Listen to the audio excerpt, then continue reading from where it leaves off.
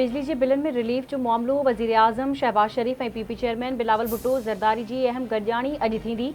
बिजली के बिलन ते सब्सिडी और वज़ारतुनि जी घटिताई जी हुकूमती जमायतुनि में नाराज़गी ते वज़ीर आज़म शहबाज शरीफ पीपी क़यादत के गॾिजाणी दावत ॾेई छॾी आहे। बिलावल भुट्टो ज़रदारी के वज़ीर आज़म हाउस में गॾिजाणी लाइ शहबाज शरीफ तरफ़ां दावतनामो मिलियो आहे। पीपी चेयरमैन के मान में डिनर जो प्रोग्राम भी रखियो वियो आहे।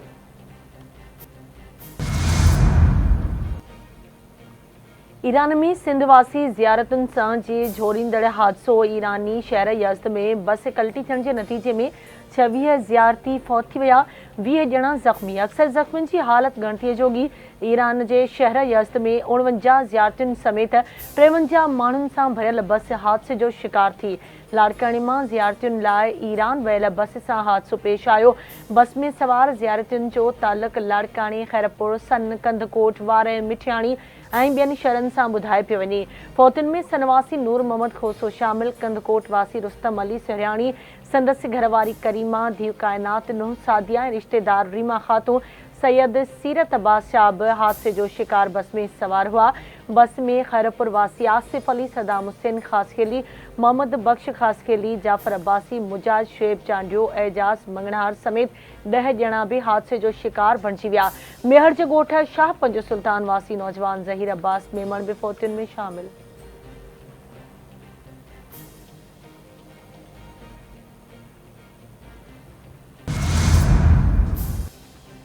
सिंधु दरिया में सखर और गुडू बैराज वट विचे दर्जे की बोर बरकरार। गुडू बैराज वट मथाहों वहकरो 4,03,346 और हेठां वहकरो 3,93,325 क्यूसिक रिकॉर्ड किया वियो।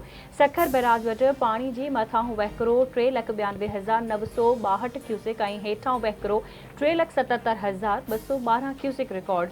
कोटड़ी बैराज वट पानी जो मथाहों वहकरो 2,51,687 क्यूसिक और हेठां वहकरो 2,14,392 क्यूसिक रिकॉर्ड।